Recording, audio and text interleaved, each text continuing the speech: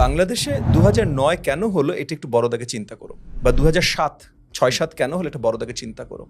90 সালের পর এগেন নির্বাচিত সঠিক নির্বাচিত কেয়ারটেকার সরকারের আন্ডারে নির্বাচন হচ্ছে। বেশিরভাগ নির্বাচনগুলোই মানে 2001 পর্যন্ত প্রত্যেকটা নির্বাচন মোটামুটি ফ্রি অ্যান্ড ফেয়ার নির্বাচন হয়েছে।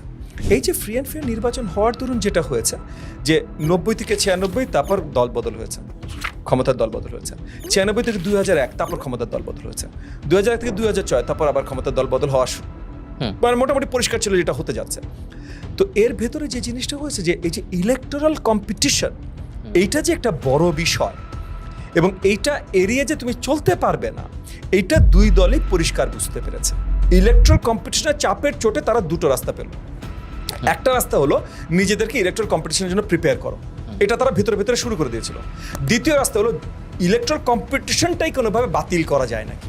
2006-এ 111 সরকার এসে তারা ইলেকট্রাল কম্পিটিশন আরও নিগুড়ভাবে তৈরি করার জায়গায়, মানে কেয়ারটেকার সরকারকে আরও এম্পাওয়ার করার জায়গায় তারা নিজেরা 2 বছর সরকার পরিচালনায় নিয়ে নিল।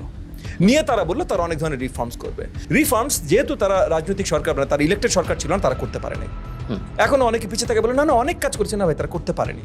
তারা করতে পারেনি বলেই 2009-এর নির্বাচন ওইভাবে হয়েছে, একচেটিয়া আওয়ামী লীগ পুরো ক্ষমতায় চলে এসেছে।